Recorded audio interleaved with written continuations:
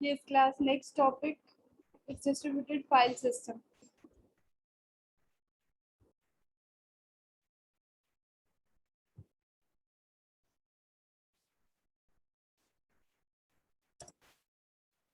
Distributed file system.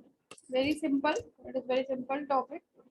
Distributed system we know. What is a distributed system? Distributed system क्या होता है?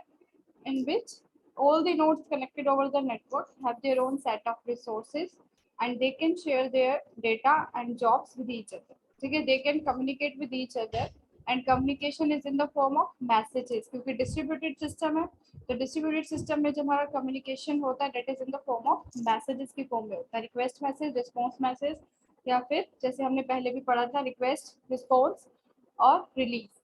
ठीक है? So like this.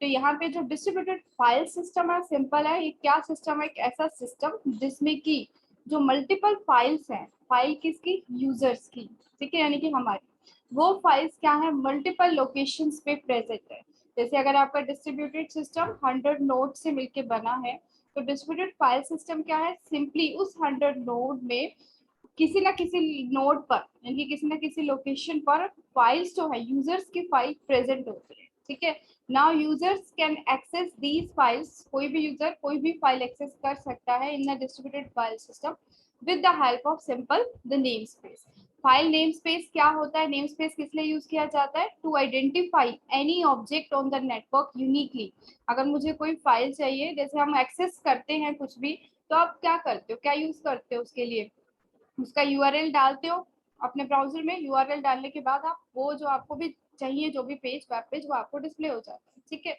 सो यही यहाँ पे कंसेप्ट है डिस्ट्रीब्यूटेड फाइल सिस्टम का so distributed file system is what a distributed file system is a file system simple in which multiple files are distributed on multiple locations over the network जिसमें कि multiple files multiple locations पे distribute होती है पूरे network पे ठीक है अब कोई भी यूजर जो है सपोज 100 यूजर्स है 100 यूजर से अपनी 10 फाइल्स क्रिएट हुई उनकी जो वो 10 फाइल्स जब क्रिएट हो जाती है आफ्टर दैट क्रिएशन वो फाइल जो होती है वो कहाँ सेव होती है सर्वर पे ठीक है there are multiple servers not a single there are multiple servers उन सर्वर्स पे वो फाइल्स क्या हो जाती है सेव हो जाती है अब ये जरूरी नहीं होता ना कि अगर किसी यूजर वन ने सपोज कोई फाइल 10 फाइल्स क्रिएट की है तो उसको यूजर वन ही एक्सेस करेगा no any user can access any file है और वो एक्सेस कैसे करते हैं सिंपली रिक्वेस्ट और रिस्पॉन्स की फॉर्म में सिंपली अगर यूजर वन को यूजर टू से रिलेटेड कोई फाइल एक्सेस करनी है तो फर्स्ट ऑफ ऑल वो फाइल्स होगी कहाँ सर्वर के पास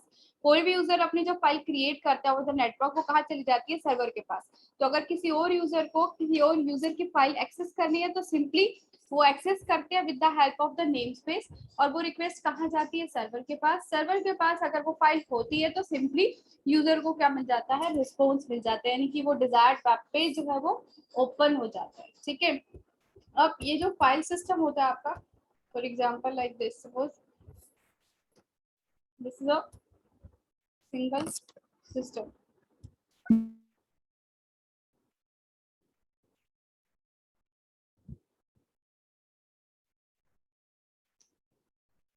this is one node another I'm taking here the network with 4 nodes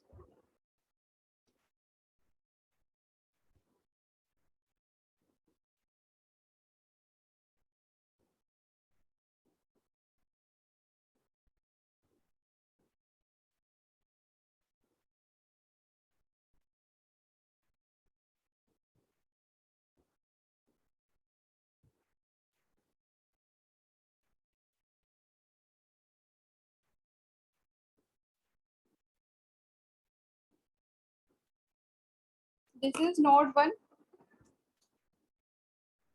1 user 1 या क्लाइंट आप इसको कुछ भी यहाँ पे बोल सकते हैं user 1 user 2 user 3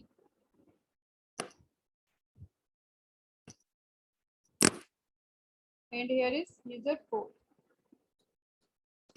first of all with this diagram we know that this is a communication network with this network they can communicate with each other now this is the distributed system so all these users may have their own set of resources available but they can use the data or they can access the data of each other okay now in the distributed file system you have to add one more point here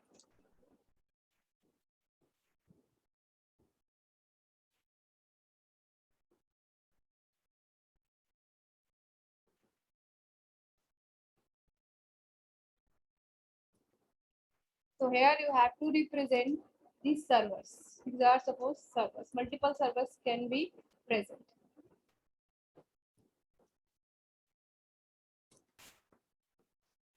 This is server 1,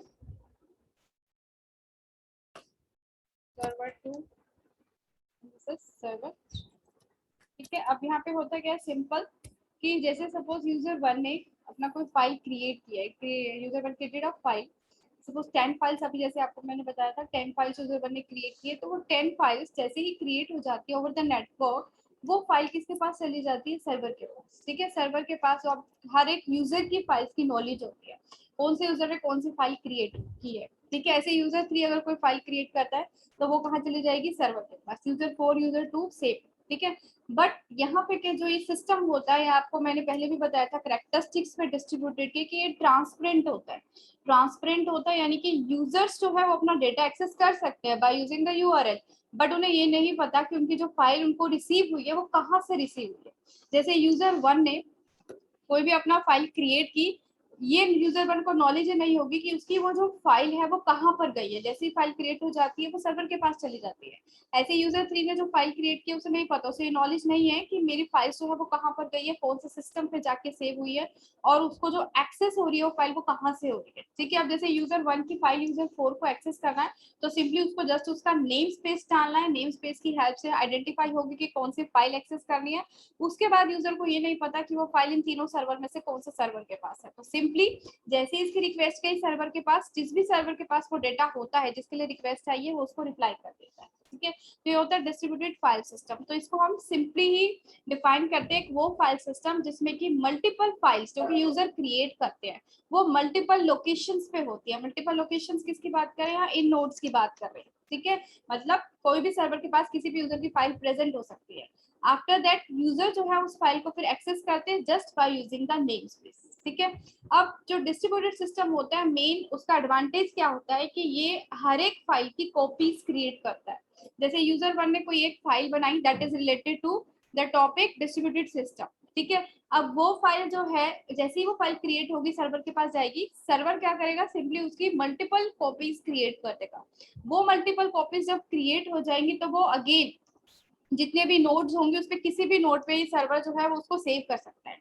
ठीक है, but ये चीज क्या है, ये user को ये knowledge नहीं है कि जो उसने एक फाइल क्रिएट की है सिस्टम ने क्या किया, उसकी मल्टीपल कॉपीज क्रिएट कर दी। ये इसका मेन एडवांटेज होता है। क्यों क्रिएट करता है, क्योंकि सपोज यूजर 1 की सपोज कोई फाइल सर्वर 2 के पास सेव हुई जो ओरिजिनल यहाँ पे गया था डेटा, अब सर्वर 2 फेल हो गया, सर्वर 2 काम नहीं कर पा रहा, तो नेक्स्ट टाइम जब यूजर 1 को ही एक्सेस करनी है वो फाइल या फिर यूजर 2 को वो फाइल एक्सेस करनी है तो वो सिंपली क्या है, इनको एक्सेस होगी। क्यों होगी, क्योंकि सर्वर 2 ने उस ओरिजिनल डेटा की कॉपीज क्रिएट कर दी। वो कॉपीज उसने क्या किया, अपने अलावा और भी नोट्स पे जाके उसको सेव कर दिया ताकि नेक्स्ट टाइम अगर उसमें कोई प्रॉब्लम आती भी है तो किसी और मशीन से उसको वो डेटा एक्सेस हो जाए। ठीक है, तो इसका मेन एडवांटेज होता है डिस्ट्रीब्यूटेड फाइल सिस्टम का कि रिडंडेंसी। रिडंडेंसी वैसे अगर आपने डीबीएमएस से पढ़ा था तो उसमें क्या किया जाता है, रिमूव की जाती थी वो, कि अगर आपका डुप्लीकेट डेटा है तो वहां पे हम रिमूव करते थे, नॉर्मलाइजेशन आपने पढ़ा होगा। बट इन दिस केस जो आपका डिस्ट्रीब्यूटेड फाइल सिस्टम है ये रिडंडेंसी इसका एक कंपोनेंट होता है जो कि ये यूज करता है। क्यों यूज करता है, ताकि हर एक यूजर का जो ओरिजिनल डेटा है उसकी कॉपीज क्रिएट हो सके। सो अगर किसी भी जहां ओरिजिनल डेटा है उस सिस्टम में अगर फेल आता है, फेलियर होता है वहां पे, तो किसी और सिस्टम पे जहां पे उसकी कॉपी सेव की गई है उसको यूजर्स एक्सेस कर सकते हैं। ठीक है, अब ये मैंने क्यों ड्रॉ किया था एक सेपरेट ये सिस्टम, ये क्या होता है आपका एक लोकल सिस्टम है। लोकल सिस्टम यानी कि जिसको आप स्टैंड अलोन भी कह सकते हैं, सिंपल एक आपके डेस्कटॉप या आपका जो पर्सनल लैपटॉप है वो, ये भी फाइल सिस्टम देता है। आपका जो लोकल सिस्टम होता है it also uses the file system, लेकिन इसका जो फाइल सिस्टम होता है ये रिस्ट्रिक्टेड होता है ओनली टू दिस सिस्टम। यहाँ पे जैसे कि सपोज आपने कोई डॉक्यूमेंट प्रिपेयर किया अपने सिस्टम में, आपका जो डॉक्यूमेंट्स है वो सिर्फ आप तक ही लिमिटेड है, आपने जो एक्सेस राइट है उसमें अपने ही लगाए हुए हैं, और ऑल्सो आपका जो ये कनेक्टिविटी भी है नेटवर्क की, तो तुम्हारे सिस्टम में जो फाइल्स है वो एक लोकल फाइल सिस्टम कहलाता है। यानी कि फाइल आपने क्रिएट की, फाइल का आपका एक एड्रेस होता है कि आप कहाँ सेव कर रहे हो उसको, डेस्कटॉप पे, माय डॉक्यूमेंट्स में, या फिर आपकी सी की फाइल्स है, तो उन सबको आप with the help of that address access कर लेते हो, या सिंपली आपको पता है आप स्टार्ट बार में वो डालते हो और आपको एक्सेस हो जाती है। तो वो एक लोकल फाइल सिस्टम होता है। लेकिन जैसे ही आपका कंप्यूटर कहाँ कनेक्ट हो जाता है, नेटवर्क में, तो वो डिस्ट्रीब्यूटेड फाइल सिस्टम बन जाता है। अब यहाँ पे जैसे मैंने नेटवर्क क्रिएट किया है, यहाँ पे 4 यूजर्स है, 4 यूजर्स की अपनी अपनी फाइल है। किसी एक यूजर को दूसरे यूजर की फाइल अगर एक्सेस करनी है तो सिंपली उसको क्या पता होना चाहिए, उसका एड्रेस पता होना चाहिए, या फिर आप कह सकते हो उसका नेम स्पेस पता होना चाहिए। सो हेयर जो एमसीक्यू क्वेश्चन है वो क्या है, नेम स्पेस का। नेम स्पेस क्या होता है, क्यों यूज किया जाता है? namespace is used to uniquely identify any object या फिर आप कह सकते हैं any file over the network। तो यूजर्स namespace की हेल्प से ही किसी भी फाइल को एक्सेस कर सकते हैं। दूसरा इंपॉर्टेंट पॉइंट क्या है यहाँ पे, कि ये जो आपका डिस्ट्रीब्यूटेड सिस्टम होता है सिंपल मल्टीपल कॉपीज क्रिएट कर देता है ओरिजिनल डेटा की। क्यों करता है? ताकि सिस्टम की परफॉर्मेंस अच्छी हो। परफॉर्मेंस कैसे अच्छी होगी कि यूजर्स ने जो भी रिक्वेस्ट की उसको वो डेटा मिल गया। ऐसा नहीं है कि सर्वर 2 अगर फेल हो जाता है तो यूजर 2 की वो रिक्वेस्ट फुलफिल ही नहीं होगी। उसकी मल्टीपल कॉपीज है तो ऑब्वियसली उसकी वो रिक्वेस्ट फुलफिल हो जाएगी। ठीक है, सो ये डिस्ट्रीब्यूटेड फाइल सिस्टम है। तो सिंपल ये फाइल सिस्टम ही है जिसमें यूजर्स अपनी फाइल क्रिएट कर रहे हैं। ये दोनों टाइप से यूज किया जा सकता है। अगर लोकल सिस्टम है तो सिंपली वो रिस्ट्रिक्टेड होता है, यहाँ पे मल्टीपल यूजर्स एक्सेस करेंगे, लेकिन कैसे? They have to come to its system place, यानी कि जहां पर भी ये सिस्टम होगा वहां पे उनको आना पड़ेगा कोई भी फाइल एक्सेस करने के लिए। ये आपका नेटवर्क में कनेक्टेड नहीं है, सिंपल एक लोकल फाइल सिस्टम है। लेकिन अगर आपका नेटवर्क में कनेक्टेड है यूजर्स और वो फाइल्स क्रिएट कर रहे हैं तो वो सारा क्या हो जाता है, आपका डिस्ट्रीब्यूटेड फाइल सिस्टम। डिस्ट्रीब्यूटेड तो दोनों ही है, इसको बोलते हैं हम domain based file system. This is domain based file system, और इसको बोला जाता है लोकल फाइल सिस्टम, या फिर हम इसको बोलते हैं स्टैंड अलोन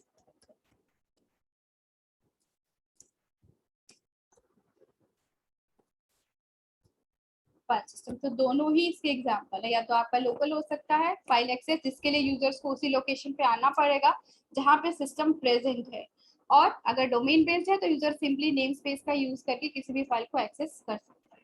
ठीक है, now next see the components of DNS DFS।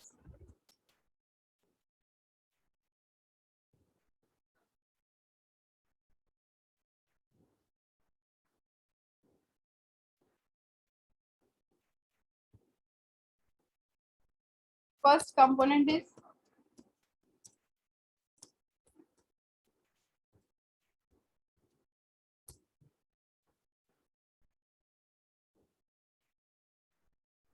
location transparency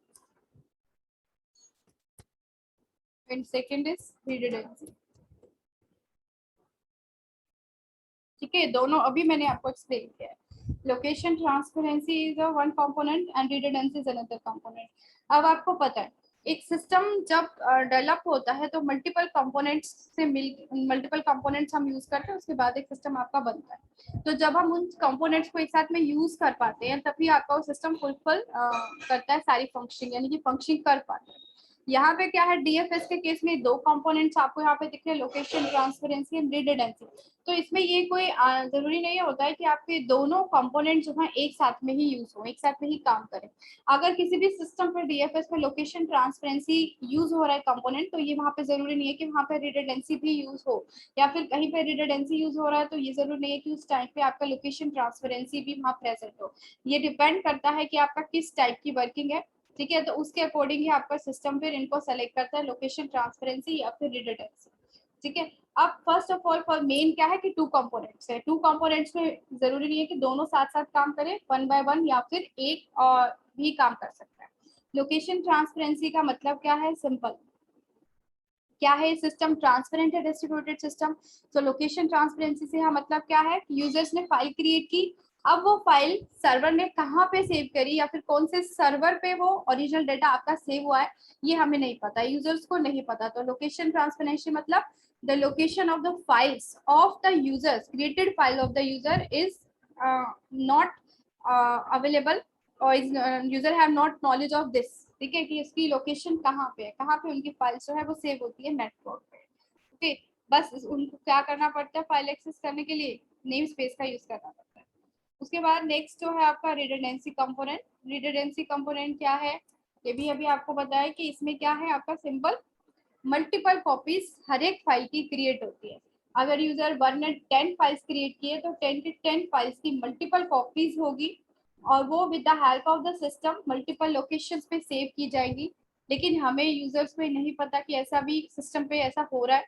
और वो क्यों सेव की जाती है? सिंपल, क्यों यूज किया जाता है redundancy component to increase the performance of the system, ताकि यूजर्स जो है किसी भी टाइम पे अगर उनको कोई रिक्वेस्ट जनरेट हो रही है उनसे, तो उसकी रिक्वेस्ट को फुलफिल किया जा सके। ठीक है, so these are the two components of this DFS, distributed file system. Next देखो,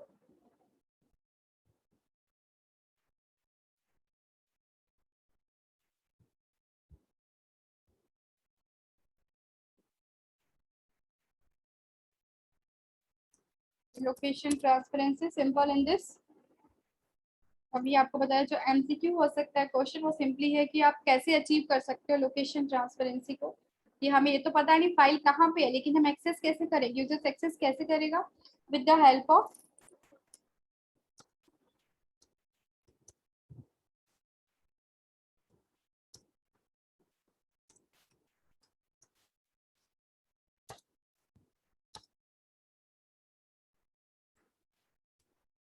नेम्स।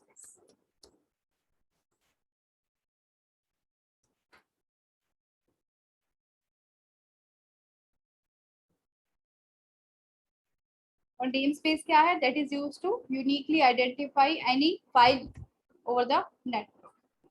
नेक्स्ट जो रिडंडेंसी है, रिडंडेंसी क्या है? That is process of creating multiple copies of users file. Simple. ठीक है, किस लिए किया जाता है ये? To increase the performance of a system.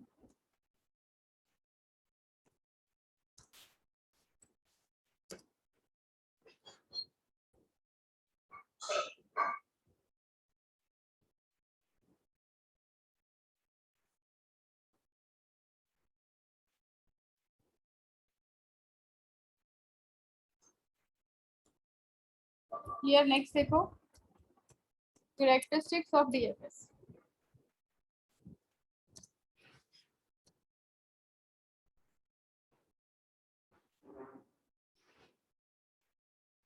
अब डीएफएस क्या है? Distributed file system. तो ऑब्वियसली जो आपने डिस्ट्रीब्यूटेड के कैरेक्टरिस्टिक्स स्टडी किए थे वो यहाँ पे यूज होंगे। First characteristic transparency. यहाँ पे यूजर से everything is transparent from the user.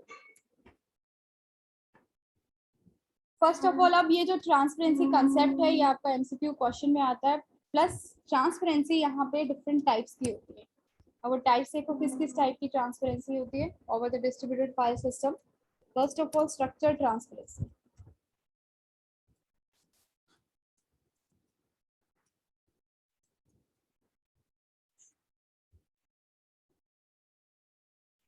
Structure किसकी बात कर रहे हैं?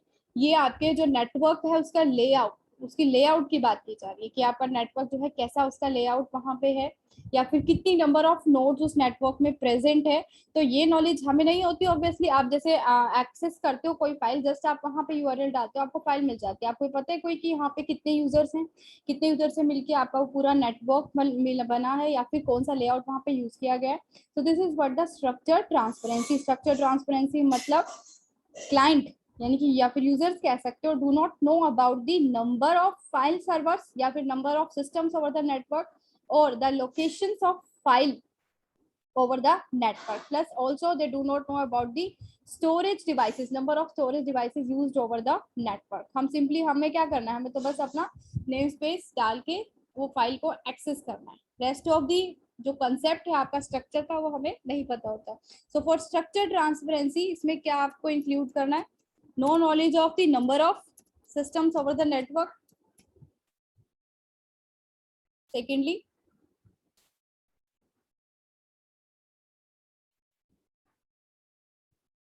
we do not know about the locations of files over the network. And third is the storage devices used. So this is structure transparency. Structure transparency में आपको 3 parameters include करने हैं: system, number of locations of files plus storage devices. Next type of transparency. Access transparency, इसका question आया था आपका last time पे MCQ.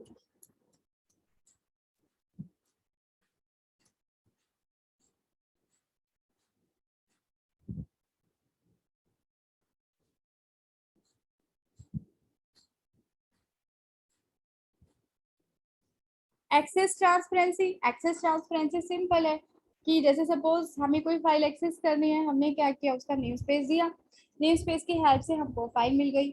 But access कहाँ से हुई वो फाइल, यानी कि अगर यूजर वन को एक फाइल एक्सेस करनी है जो कि सपोज सर्वर 3 के पास है, जो ऊपर मैंने डायग्राम बनाया था, तो यूजर 3 को तो सिंपली वो रिक्वेस्ट जनरेट हुई, उसको फाइल मिल गई, लेकिन यूजर 3 को ये नहीं पता ना कि वो एक्सेस कहाँ से हुई है, वो कौन सा सिस्टम से एक्सेस हुई है। हो सकता है वो उसके लोकल सिस्टम की फाइल हो, यानी कि उसी के सिस्टम पे ही प्रेजेंट हो। अब जैसे यूजर 1 है, यहाँ पे यूजर 4 है, हम दो को लेते हैं यहाँ पे, यूजर 1 और यूजर 4 ने कोई डेटा क्रिएट किया, फाइल्स क्रिएट की, सर्वर ने उसकी क्या करी, मल्टीपल कॉपीज क्रिएट करके सपोज उसकी कुछ कॉपी यूजर 1 पे भी रखी।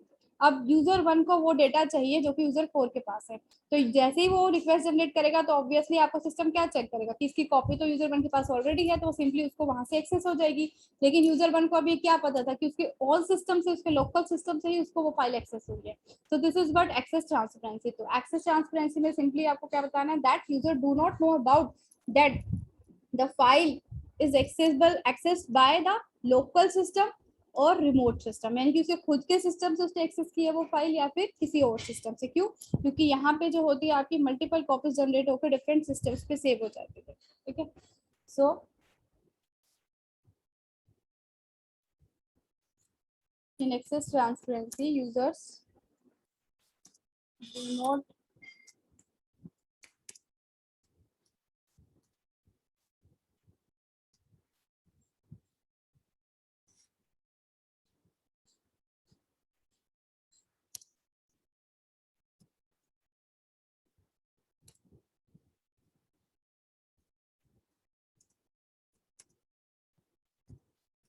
file is accessed by its own system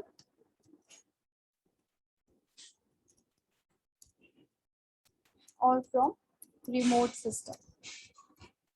remote system समझते हो ना, आरपीसी पढ़ा था जब, किसी और सिस्टम में जब वो फाइल प्रेजेंट होती है या डेटा प्रेजेंट होता है तो वो आपका रिमोट कॉल कहलाती है। ठीक है, so access transparency means users do not have the knowledge that whether the file is accessed by its own their local system or from the remote system। Here for the users both local and remote files should be accessible in the same manner, यानी कि users के लिए दोनों type की file, चाहे वो local है या रिमोट है, वो सेम ही अपीयर हो।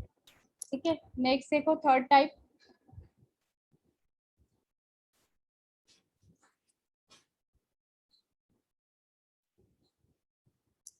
Naming transparency.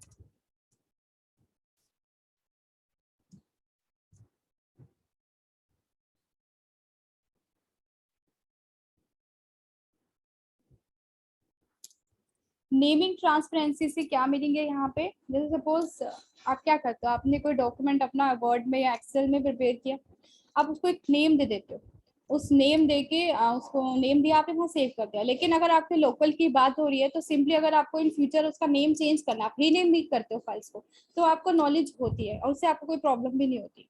ठीक है, लेकिन अगर नेटवर्क में ऐसा हो कि नेटवर्क में क्या ये कंडीशन होती है, जैसे यूजर वन ने कोई फाइल क्रिएट की है 10 फाइल्स, उन 10 फाइल्स को एक बार जो यूजर ने नेम दे दिया उनका वही नेम रहेगा, उनका फर्दर आगे वो नेम चेंज नहीं हो सकता, क्योंकि क्या है यहाँ पे मल्टीपल कॉपीज जो क्रिएट होती है वो उसी नेम से ही क्रिएट होती है, उसी नेम से ही क्रिएट होकर वो डिफरेंट सिस्टम पे या डिफरेंट लोकेशंस पे सेव हो जाती है। सो नेमिंग ट्रांसपेरेंसी क्या है, फर्स्ट ऑफ ऑल क्या है, यूजर्स ने अगर कोई नेम से फाइल सेव की है तो आपका वो जो फाइल नेम है फर्दर वो चेंज नहीं हो सकता over this distributed file system, वो एक ही नेम यूज किया जाएगा उस फाइल का। अगर फाइल नेम चेंज होता भी है तो पूरा वो उस फाइल की फंक्शनिंग पे या फिर फाइल एक्सेस पे इफेक्ट करेगा, क्योंकि वो फिर हर जगह पे ही आपके सिस्टम को नेम चेंज करना पड़ेगा। तो इसमें आपकी एक कंडीशन रहती है, once a name is given to the file it should not be change at the point when it is transferring from one system to another। जैसे फॉर एग्जाम्पल यहाँ पे क्या है, यूजर वन ने कोई फाइल क्रिएट की जिसका नाम है ए, ठीक है, ए डॉट डॉक, ये कोई फाइल है। ओके, अब क्या किया यहाँ पे यूजर वन ने, अब यूजर अब ये यूजर वन की जैसे ही फाइल क्रिएट हुई वह कहाँ जाएगी, सर्वर के पास सेव हो जाएगी, सर्वर के पास वो सारा डेटा सेव हो जाएगा। अब सपोज यूजर 3 ने वो फाइल एक्सेस करना है, ठीक है, user 3 want to access this file a.doc, तो जैसे ही वो ट्रांसफर होगी यानी कि सर्वर 2 से यूजर 3 के पास जाएगी वो, तो इसका नेम चेंज नहीं हो सकता। अगर ये a.doc के नाम से ही यूजर 1 ने सेव किया तो वो जैसे ही किसी और यूजर एक्सेस करेगा उस फाइल को तो वो इसी नाम से ही एक्सेस करेगा। अगर इस टाइम पे कोई नाम चेंज हो जाता है यहाँ पे BC, तो वो उससे क्या होता है कि पूरी फंक्शन पे उस फाइल्स की या उस डेटा की इफेक्ट पड़ता है, ठीक है। So this is naming transparency. Naming transparency is simple that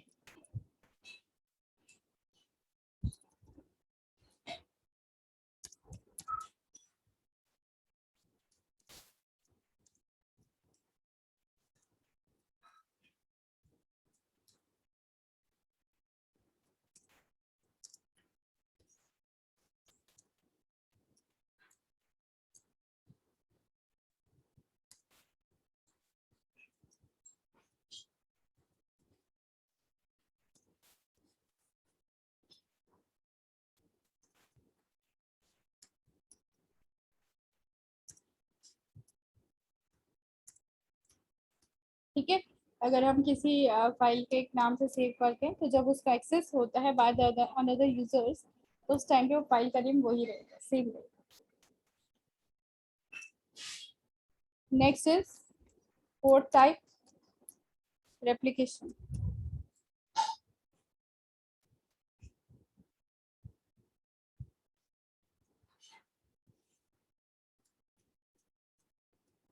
replication transparency simple है।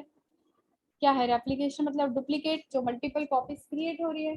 तो अगर यूजर 1 ने मल्टीपल कॉपीज क्रिएट हुई और वो मल्टीपल कॉपीज आपकी यहाँ पे सेव है सर्वर 3 के पास, तो ये नॉलेज जो है यूजर्स को नहीं होती। ऐसे ही यूजर 4 ने अगर कोई फाइल्स क्रिएट की है वो सर्वर 1 के पास गई, सर्वर 1 ने उसकी मल्टीपल कॉपीज क्रिएट कर दी, वो मल्टीपल कॉपीज सपोज हो सकता है इसके पास भी आ गई यूजर 4 के पास, खुद यूजर 1 के पास भी आ गई, यूजर 2 के पास भी आ गई। तो हर एक यूजर को ये नहीं पता कि उनकी जो कॉपीज क्रिएट हो रही है, रिडंडेंसी जो है ये कहाँ पे हो रही है, कौन सी लोकेशन पे वो फाइल उनकी सेव की जा रही है, ठीक है। This is replication transparency where the multiple copies of a file is located. This is unknown for the users.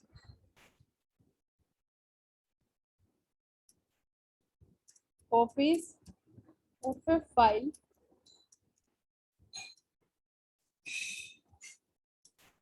and their location is hidden from one node to another, ठीक है। तो ये इस टाइप से ही क्वेश्चन आया था। ये जो मैं यहाँ पे डेफिनेशन लिखी हूँ, ये डेफिनेशन आपकी जैसे आ सकती है और ये किस टाइप की ट्रांसपेरेंसी है वो आपको आइडेंटिफाई करना होगा, ठीक है। अगर आपकी ट्रांसपेरेंसी इस टाइप से है कि फाइल और उनकी लोकेशन कहाँ पे है वो यूजर से अगर अननोन है तो उसको आप क्या बोलोगे, दैट इज रेप्लिकेशन ट्रांसपेरेंसी।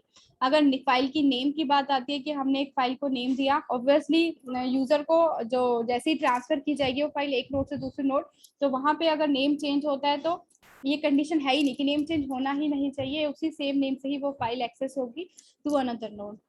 ये एक्सेस ट्रांसपेरेंसी, ये तो सिंपल ही है कि फाइल कहाँ से एक्सेस हो रही है, किसी यूजर को लोकल से हो रही है या फिर रिमोट सिस्टम से हो रही है, ये हमें नहीं पता। फर्स्ट इज स्ट्रक्चर ट्रांसपेरेंसी, यानी कि सिस्टम जो है कितने सिस्टम, पूरा नेटवर्क जो है कितने सिस्टम से मिलके बना है, कितनी स्टोरेज डिवाइसेस यूज हो रही है, कितनी फाइल्स वहाँ पे है, वो हमें नहीं पता, ठीक है। तो ये ट्रांसपेरेंसी कंसेप्ट जो है ये आपको अच्छे से पढ़ना है, इसका क्वेश्चन आएगा ही, तो लास्ट टाइम क्या आया था। नेक्स्ट देखो अब, next characteristics, first was the transparency, second is mobility.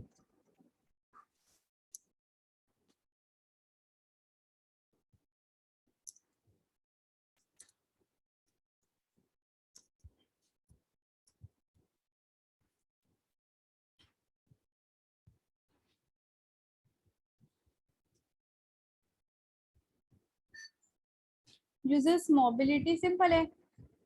अब जैसे ही आप एक्सेस भी करते हैं कहीं डॉक्यूमेंट्स या फिर आप कोई वेबसाइट पे जाते हैं या कुछ आपको रजिस्ट्रेशन करना है तो आप सिंपली क्या करते हो, उसके लिए अपना एक यूजर नेम और पासवर्ड क्रिएट करते हो, उसकी हेल्प से फिर आप किसी भी वेबसाइट पे या फिर कहीं और जो आपने रजिस्ट्रेशन करा है वहाँ पे आपको लॉगिन करना है तो उसकी हेल्प से आप कर लेते हो। तो यूजर मोबिलिटी सिंपल यहाँ क्या कहता है, simple it will automatically bring any user to the node where the user log in, यानी कि जहां पर भी यूजर लॉग इन करता है, उसको क्या चाहिए, सिंपली एक लॉग इन पासवर्ड और यूजर नेम। उसके हाथ से यूजर्स जो है वो किसी भी साइट पे या किसी भी आपका एप्लीकेशन पे एक्सेस कर सकते हैं। That is users mobility. Users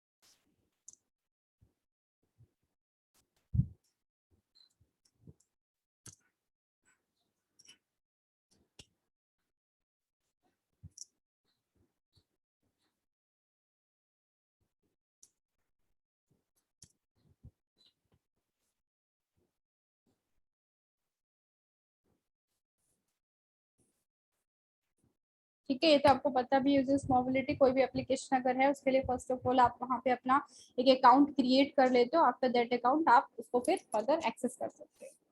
next देखो, performance of this system. Performance is, कैसी है परफॉर्मेंस डिस्ट्रीब्यूटेड की class?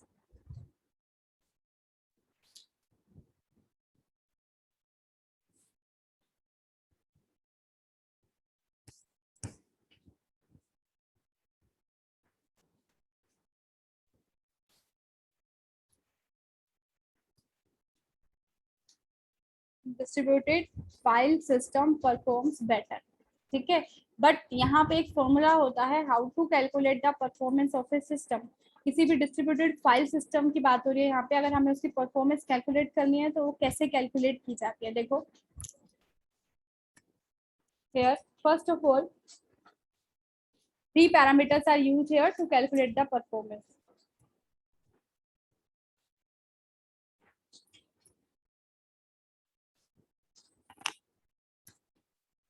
CPU time, second,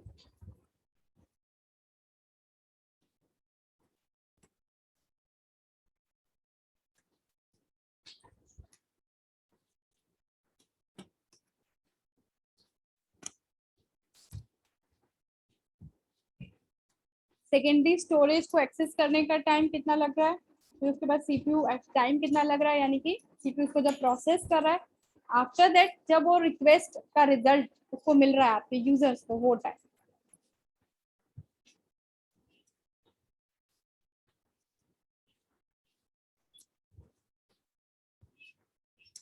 So for distributed file system, if there is a need to measure the performance of that system, three parameters are consider. ये आपको याद रखना है, distributed file system की performance measure करने के लिए हमें थ्री पैरामीटर्स कंसिडर करना पड़ता है।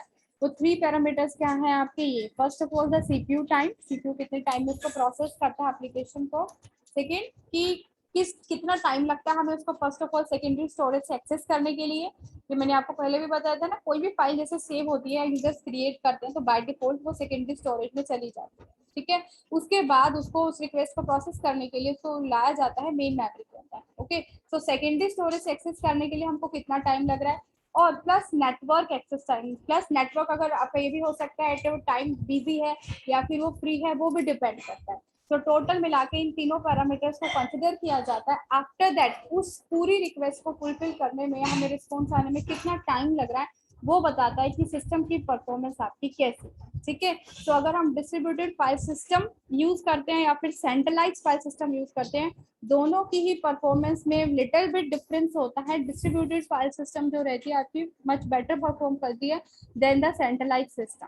ठीक है, और परफॉर्मेंस कैलकुलेट करने के लिए जो पैरामीटर्स आपको कंसिडर होते हैं वो ये थ्री पैरामीटर्स होते हैं। तो इसको भी आपको लर्न करना है फॉर योर एमसीक्यू क्वेश्चन कि वो थ्री पैरामीटर्स क्या है। सेकेंडरी स्टोरेज से एक्सेस करने में हमें कितना टाइम लग रहा है, नेटवर्क एक्सेस में कितना टाइम लग रहा है, प्लस सीपीयू जो उसको प्रोसेस कर रहा है उसको कितना टाइम लग रहा है। तो टोटल ये तीनों टाइम मिला के ही हमको जो एक टाइम पीरियड मिलता है वो बताता है कि आपके डिस्ट्रीब्यूटेड फाइल सिस्टम की परफॉर्मेंस कैसी है। ठीक है, नेक्स्ट देखो, नेक्स्ट कैरेक्टरिस्टिक्स।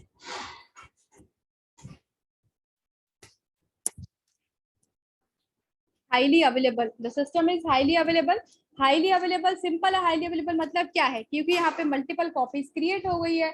अगर किसी यूजर को कोई फाइल एक्सेस करनी है जो जिसका कि ओरिजिनल कंटेंट वाला सिस्टम फेल भी हो गया है तो भी वो एक्सेस कर सकता है, क्योंकि सिंपली हमें पता है कि यहाँ पे उसकी मल्टीपल कॉपीज क्रिएट हुई है। हमें ये नहीं पता कि वो कहाँ क्रिएट हुई है, कहाँ पे वो जाके सेव हुई है, लेकिन मल्टीपल कॉपीज क्रिएट हुई है। That's why user can access any time any file from the system. ठीक है। नेक्स्ट कैरेक्टरिस्टिक देखो, स्केलेबिलिटी।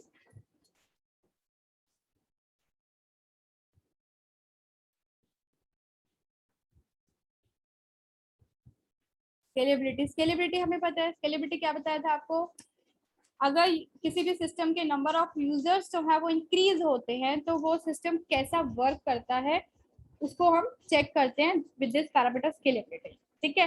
तो स्केलेबिलिटी भी आपकी यहाँ पे, ये पहले भी डिस्कस हो चुका है आपका पॉइंट, गुड होती है, यानी कि अच्छी होती है, बेटर होती है। क्यों होती है, क्योंकि अगर हमारा 100 यूजर से मिलकर कोई सिस्टम बना है, उसके नंबर ऑफ यूजर्स इंक्रीज भी होते हैं तो भी वो बेटर परफॉर्म करता है। Next characteristics, reliable.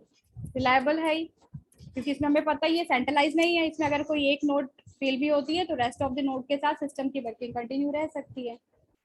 Next characteristics, integrity of data. Integrity भी आपका ऑलरेडी डिस्कस हो चुका है पॉइंट, यानी कि जैसे यूजर वन ने अगर कोई फाइल क्रिएट किया उसमें जो भी कंटेंट है वो एज इट इज ही कोई और यूजर एक्सेस कर सकता है। उसका कंटेंट जो होता है, अगर आपने एक डॉक्यूमेंट में 100 लाइंस क्रिएट किया, वो 100 लाइंस एज इट इज ही रहती है जब भी उसको एक्सेस किया जाता है, तो दैट इज इंटीग्रिटी, यानी कि डेटा हमारा लॉस नहीं हुआ है, वो एज इट इज यूजर ने जैसा प्रिपेयर किया था वो वैसा के वैसा ही है। ठीक है। टाइम अप आपका होने वाला है। नेक्स्ट जो रहेगा इसकी वर्किंग है, बस वो हम कल डिस्कस कर लेंगे। ठीक है। Rest of the two components भी देख लो आप। Security, the system is secure, simple, and last is the heterogeneity. ये दोनों आपके पॉइंट्स जब आपका स्टार्ट हुआ था डिस्ट्रीब्यूटेड सिस्टम डिस्कस हुए थे।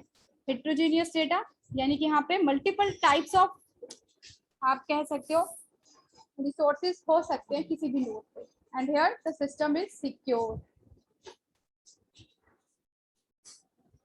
So these are the characteristics of distributed